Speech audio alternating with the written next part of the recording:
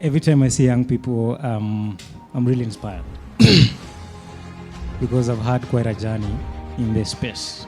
You know, I've had my name if you Google Derek Gaku, you probably find it in Payless, right? You guys know Payless?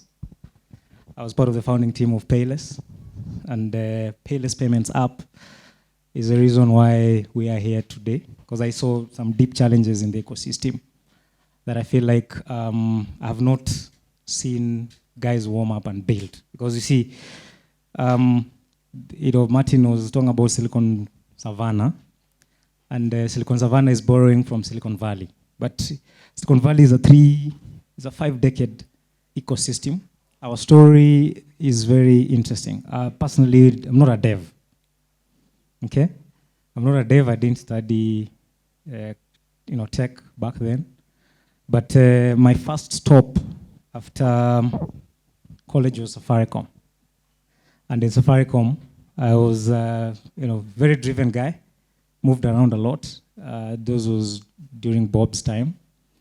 And because of that, moving out around a lot, I found myself in a squad or tribe called Zindua. And Zindua was just a platform for guys to share ideas that could be built into great products, right? So being in that, it was now actual product development, and I could see from ideation, R&D, all these things until these products actually rolled out. I was very inspired, and I thought tech is one equalizer that anyone can wake up tomorrow and build something great just by tech, right? Because if you look at technology, the distribution of technology beats. For you to be Coca-Cola, you need to be 100 years old, right? Because you can imagine how, if you walk into any village, you'll find Coke. But it's the distribution, the logistics, the value chain, it's crazy, right? But if you look at tech, as long as you can deliver it over an app, over a platform, today you could be having 0 customers, and 6 months from now, you're 100,000. I left the big telco and got into full-time tech entrepreneurship. I remember our first app. Our first app was a booze delivery platform. You guys remember Alan? The guy in Rakuten? Right? The guy who presented the AI Studio workflow. He literally learned coding in our bungalow. We were running the typical Silicon Valley model of building something in a garage. Alan was a resident dev. Right? He was talking about AI in 2018 when we didn't know what the hell is this AI thing. The guy was so passionate about AI. He quit school, University of Nairobi, to just focus on tech full time. We built the first application with him. We were part of the early guys just after Kilimall in the industry in terms of e-commerce. We were doing boost delivery, and it was chaos. But there we were. Then we transitioned into impact in innovation. We pitched something together with him to the GIZ, and that got us a slot to actually go spend 6 months in Germany, something called Startup Bootcamp. We pitched our solution, so that Ushauri app. We pitched our solution before the German Chancellor. And that 6 months, that period, really changed my perspective around how technology should be built, right? Because I was literally being exposed to what was happening outside. So startups are not easy. They're not easy to build, honestly. We came back, we kept pushing. We participated in a program by the MSAV. That time was pitching the same thing while Alan was in the back building it. Pitched, we won that competition. Again, we were exposed to global developer programs and all these things. And it changed. That period really changed how I perceive future of technology and all these things. So after that period, it's when I think we actually started one of the coolest stuff with the JZ Make IT around agriculture, big program. We participated, we did some work with the Computer for Development Lab in the University of Nairobi, things like DHIS2, very interesting exposure to the startup ecosystem. That period, I also got an opportunity to travel a lot and just see what was happening across the world. Now, in one of those conferences, I met an amazing guy, a media guy from Energy. We came back, we said, let's build this Payless thing. Now, it's probably our biggest story because we we built the product. It was a WAS, wallet as a service. I know devs understand this language. But we were reusing technology, Indian technology, by the biggest payments company in India called Paytm. I spent a lot of time in that market. And every time I kept going to develop this thing, I kept asking myself, why are we not developing these solutions in Kenya, right? What's the challenge, right? Why are we developing them in Southeast Asia? And if you look at it, they were literally just selling as devs. And it was quite expensive, right? So it being a payments application and that big enough meant that we had to integrate with the local ecosystem. So, dealing with the regulator, dealing with M-Pesa, dealing with these core banking platforms. Then as an example, I looked at M-Pesa backend, it's Huawei, again, Southeast Asia technology. I looked at most of the core banking platforms in Kenya, actually T2.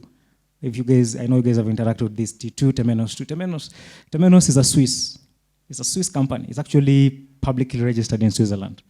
It's Sweden or Switzerland, one of those two countries. I looked at platforms like Loop. Again, this is Huawei technology. I looked at some of the platform circles are using here. They are Panamax. Panamax is Indian technology. I literally looked at the big tech in this market, and none of it is built here, right? We're only handling integrations, right? And for me, that was a big challenge. Actually, Peter showed you guys a picture of myself and some two very young Gen Zs. Back in the day, that's when we had really started the Siscom thing. This was like 2023, right? So we started Siscom as a developer augmentation platform. And because the challenge I was facing in my payments experience was that now my Indian engineers did not know how to integrate they don't even understand SDK. So USSD is foreign to them, SDK is foreign to them, they didn't understand the local platform. So we had to get local guys to integrate, right? Now the challenge is that the local guys are senior and they're already with AWS, Microsoft, Safaricom, they're expensive. They're costing $6,500 a month. Money that startups don't have, right? So we creatively came up with that augmentation model that meant those guys do not need to leave their jobs. They can just dedicate, because now we could work with Mondays, hourly, all these things, all right? So they could just give us a bit of their time.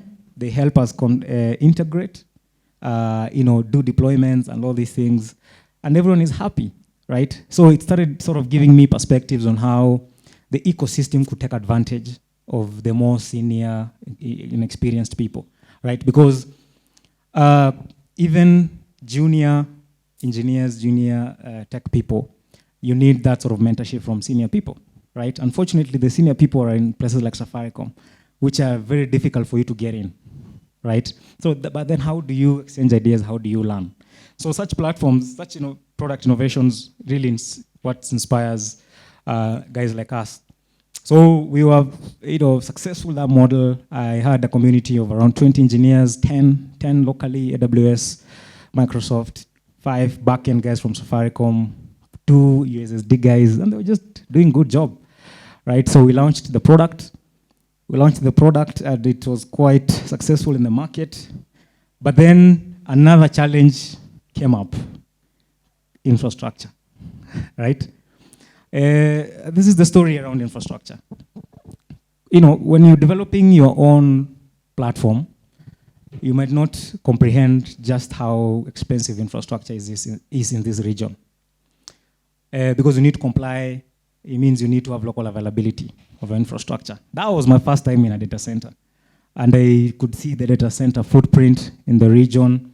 So now data centers are real estate people. They just supply you with white space and energy. They actually just give you rack space, white space, and then they charge you per kilowatt. They actually charge $300 per kilowatt, right? And the ideal model, so that you are compliant, because you are a PSP, is that you need to literally deal with a complex supply chain of servers and compute infrastructure. Co-locate, then go live and deploy your solutions. Now the challenge is, if you've set up an environment, because your projections are that you'll have 100,000, 200,000 customers in a couple of months, what happens, let's say, when your competitor is down for a whole weekend, and all these guys want to come on your application? You can't take that extra load because you can't scale your infrastructure on demand, right? So we couldn't deal with that. It was expensive. We got a local cloud provider, right? Unfortunately, EC2 on AWS, a lot of the local guys do not have. They just give you bare metal. Bare metal is like, you book, rent a 3-bedroom house, whether you're alone or you have family, it doesn't matter. You pay for it. So we're paying for infra even before we launched. And it was expensive and unsustainable, right? And so I kept, asking myself, if such a funded company is struggling, just building a cool product and putting it in the market, what about guys who are coming up with new ideas? They'll never have a chance, right? And it's a fact. For the last 15 years, there's no Kenyan local product that has been as big, right? The Kenyan Cisco means Savannah Internet Solutions and Communication Company. All communication technologies, internet solutions, they're all in that name, right? Because our bold vision is built around Silicon Savannah. Ecosystem building, ecosystem driven. So we try to say, how do we solve these challenges, okay? We actually very capital fast. Okay, so if you search Siscom.Africa, we have a very interesting business model to solve the problem with infrastructure. Remember, the only reason why we consume tech is because, again, those guys didn't wake up and they had Apple, they didn't wake up and they had Microsoft. They had to build an ecosystem, and they had their own early challenges of the 1960s, 1970s, and they had to build through them. So we have to build through those challenges, but you can't build tech without money. So Siscom.Africa is a micro-investment platform for digital infrastructure. Because when we build our solutions, either you deploy them locally, where the local platforms are built for your realities, or you deploy them on AWS, where you pay dollars. Okay? So we said, let's mobilize capital. If you go to Siscom.Africa, you'll see we have a really cool platform that is mobilizing capital purely for infrastructure. We've started with the compute nodes, right? Our vision is we supply compute nodes so that we solve the problem of complexities around supply chains of servers, right? So if you go to a DC will tell you come with your own servers. And that is, the companies don't have that CapEx. So us, we just sit next to the DC. So we are racking up our clusters. And now once we have the infrastructure, that's when we want you guys to come and build the solutions on top of that infrastructure, right? So we are, I'll just try to summarize. I think I talked about this. Okay, we are infrastructure first, right? So compute nodes, we are looking at, we have a partnership with AI Kenya to try and see how can Siscom be the first company to set up the first GPU clusters. And they're not cheap. So for us to run experiments, for is it H100s, 31 of them will need $10 million. $10 million is 1.3 billion Kenya shillings. That's a half a rack. Just to put it into perspective, that's a half a rack of GPUs. Do you know what XAI has? XAI has 10x our data centers with those GPUs. I was just doing maths the other day. XAI data center is like 6-7 times the Kenyan GDP. That's just their DC for Grok. This thing is crazy. But you see, that's why we need to innovate around money. Money in this country moves to real estate, moves to these things. Why is it not moving in tech? So we've started with a product that is asset-backed, which is the compute. GPUs will move into modular DCs. We've signed a partnership with a company called Nevon World. They're looking to build modular DCs, containerized DCs in this region. We'll be looking at how we can finance that, right? Once we supply the infrastructure, my goal is to bring infrastructure, because in this market you pay 60% more for cloud than any other person. And it's not difficult to see why. We have, are you guys familiar with data centers? How many of you guys have gone to a DC? Data center? Okay, so here's the context. In Kenya, we only have 5 tier 4 data centers, okay? Actually, 4. Tier 4 data centers. We don't have a tier 5.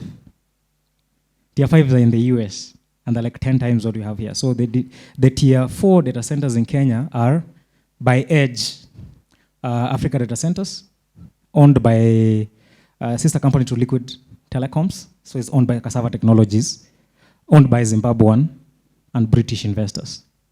Okay. The second one is Icolo. I know you guys have heard about Icolo. Icolo is one of the biggest. They have 3 campuses in Kenya, and Mombasa 1, then 2 at Kwea University, right? They're actually probably the largest DC. 70% owned by Digital Reality, which is the biggest data center company in the US, okay? Then 30% by some guys, some Indian guys. Then we have IX Africa, where we are collocating, right? It's the only AI hyperscale-ready data center on Mombasa Road, sitting on a $40 million investment from Netherlands, okay? Then we have Pikes, the only data center in a commercial building, Upper Hill, probably the smallest. Then our own Konza, which I think is like a tier 3, okay? Now, those are 5 DCs. Do you know how many America has? Wild guess? Wild guess? America has 5,000 data centers. We have 5. They have 5,000 data centers. Tier 5 data centers, 3,300 of them are in Virginia. Now, they're even building AI factory in Texas, OpenAI, $500 billion. $500 billion is 5 times the Kenyan economy. Okay? Anyway, what was I saying? Point is, we have so much ground to cover. But you see, this generation is the one that understands the power of tech. So you're the one who can push these ideas to the next level. So once we really participate in infrastructure, we make it local, affordable, plug and play, locally owned. I think that's our big win for us, right?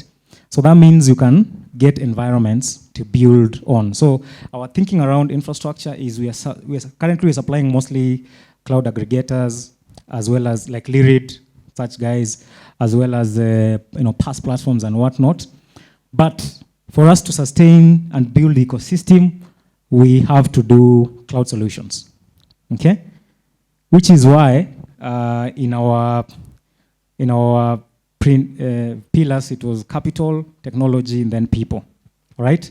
So remember, we had done this dev thing a while back, then we had packed it. We said, let's do infrastructure and cloud. So I had in April, I was at the AWS Summit in Hong Kong, okay? So I walked onto the floor, and the floor was buzzing with guys building agentic AI use cases and applications. I was so surprised. Like everyone had an AI thing they were building, okay?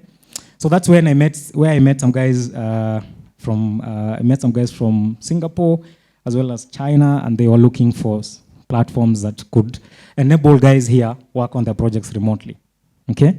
So that's when it became evident that we needed to build a people community around the infrastructure doing, but we were just cloud guys. But then we said we need the people. So partly because we can collaborate with some of you on projects, but at the same time, the idea is you build solutions on our own infrastructure. Okay? So, and then when I came back, there was an AWS AI thing in Upper Hill, Radisson Blue. And it was a conference. Oh, guys, guys were sitting and listening. Can you see the difference? The other side, guys were showcasing solutions. Here we were sitting and listening, and I was like, man, this man-boggling. Why are we not building solutions, right? So anyway, flash forward. So we have compute clusters. We have partners. We are building the ecosystem. We are almost finalizing with AWS startups to plug into our ecosystem with their solutions. We are chasing NVIDIA Inception to support us on the GPU. AI Kenya is in the ecosystem. All of these guys, right? So that either you can work on Siscom, cloud and partnership projects, or you can build your solutions and you are sure that you can deploy them on our infrastructure. So if you're building, I know you guys have ideas, have projects, you have pet projects that you're building. I just wanted to let you know that you're welcome to this space, Nafasi and Siscom Cloud. We are happy to give you credits. No, so AWS gives credits. We're also happy to give you localized instances up to a year. You just build, right? We are chasing ecosystem partners to come and plug into the 1%. So that's the whole point of 1%. 1% Cloud Zone is a hybrid zone where you build, you work. Why is it 1%? Because if you go to our fundraising platform, it's actually funded by the 1%. Okay? It's funded by the 1% of the nodes, right? So it's just that consistency. Now, we are looking to support projects that speak directly to African challenges. So if you're building a solution around agriculture is a big deal, right? And agriculture, there is so many ways you can innovate in that space. Personally, I think we should collaborate on agriculture intelligence for markets. So as an example, a guy who has, I don't know guys if you know that there's so many bananas that come from Taveta. There's bananas in Taveta, there's bananas in Kisii, there's bananas in Meru. So a guy who is sitting in Nairobi, how do they know farm gate of these bananas in those 3 places? It's manual, right? Broker. And that's why everyone brings their produce to Nairobi, because they don't know what is the market farm gate price, what is the market price in different places. If we can build such a platform where we crowdsource the markets just by giving an incentive to the guys on the ground, they can give you that information. We crowdsource, we visualize it, it will help people who sell, grocery stores, it will help farmers know where to protect their products to get the best market price. So I'm looking for such a solution. We can collaborate, we're looking to give funding for such. You just come, we build together, we deploy on Siscom Cloud. All right, or Siscom.Infrastructure, one of the guys we have. 2, health. Health is a big industry. It should be disrupted, okay? It is so, it's so stigmatizing when you get into a matatu and you see a guy with a big envelope, X-ray, CT scan, right? In such a day and age, that thing should be on my phone, because the source of that file is digital, right? So solutions around healthcare, data processing around healthcare, data storage around healthcare, real-time sharing around healthcare. So healthcare is another industry. We're looking for solutions we can collaborate on. Financial services, my passion, okay? The fintechs of tomorrow cannot build their own silos. When I was in payments, every bank, by the way, every bank has its own innovation hub. And the result of that innovation hub is that every bank has a bank as a service portal, right? So if you go to KCB, they'll tell you, oh, we'll give you APIs, Stanbic, Choice Bank, DTB, I&M. I talk to all those guys. But it's always excitement, then everything disappears hapa kwa my emails to hapa katikati watu wanashinda kutumiana my emails, my NDA, emails, the NDA. No deployment. Okay? We need a fintech cloud that bring all these guys. I just need one endpoint. Paying, one endpoint payout. Onboarding IPRS, it's always down. But there are people like PetUp, Smile ID who build on top of that. Right? So as a guy who's building a new solution, I do not need to do anything from scratch. I just need to find an ecosystem I can plug in. Right? And I try it. If it works, I scale. So that people don't have to do so much hard work when they're still in POC. Because it's very dangerous.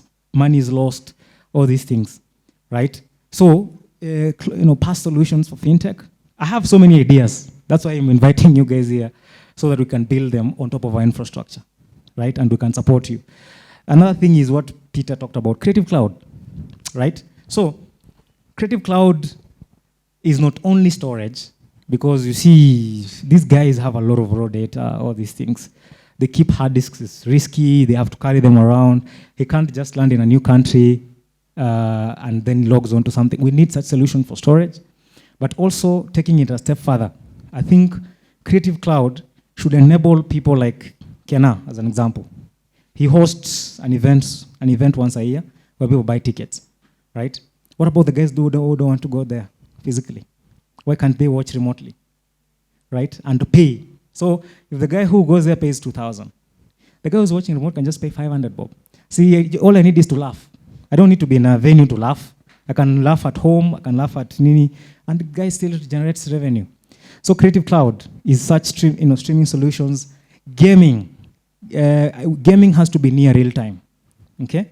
Gaming tournaments are not always near real time because of latency and cloud, right? Can we build solutions specifically speaking to these guys? And if they have a tournament, let's say in Strathmore, we go set up our environment. We give them good Starlink. They can do this thing in real time. They can host tournaments, Nairobi, Kakamega, Tanzania, across the world, and we can tabulate these things in real time, right? Gaming also is entering a lot of data. How do we use that data to serve that industry? Much better. Education is a big deal, right? I know a lot of you guys within Moringa, there was also a lot of online learning, all these things. They say a guy who has learned tech stuff has probably interacted with an Indian on YouTube or an Indian on Udemy. True or false? Me, I learned about APIs on Udemy from Indians, and I was learning at my payments role as a fintech expert, right? So such solutions for these markets, right? So why am I talking about these use cases? Because devs, sometimes you build solutions and you fall in love with them, but the solutions have no real use case in the market. Solve or build for your realities. And the realities are the things I spoke about. Just open SDG. It will tell you all the challenges that are in this market, right? If you look at urban cities, why is it that right now, there's so much traffic, yet this is something that has been happening for the last 20 years? Why is the county not taking advantage of data to plan better? As an example, I don't know how to plan, but once you get data, you can make, as an example, in Europe, these things don't happen, but their public transport is so IoT heavy. Everything is tracked, right? Such solutions, right? Like, I know the county government of Nairobi does not know how much money it collects every day through parking, right? But I'm actually giving you IP. I hope you guys are taking it seriously. Yeah? This is IP. You can go build right? IoT can actually just tell them how much money they need to collect in parking. It's just like a small device. Put it somewhere. Sigari inakuja juu. Si imekupatia data. Why are they not doing these things? Right? So, anyway, it's not easy. It's not going to be easy. But when you have people coming in and building ecosystems, then you don't have to start from scratch. You can come and build on top of that. And that, for me, honestly, was the goal of the 1% cloud zone, built on Siscom infrastructure, funded by Kenyans to serve Kenyans. Okay? I invite you. I know there's an assignment that was done. We'll be looking for some guys to help us work on some of our projects. We'll be getting that feedback next week. But it's not about building. We can't build everything. It needs devs being coupled with innovators, product managers, UI, UX guys, UI researchers to build some of these solutions, right? Otherwise, I really want to say thank you guys for creating the time. I hope it was worth your time as well. Nafasi are very good people. If you're working on an idea, come. Let's see how we can support each other. Okay? Thank you.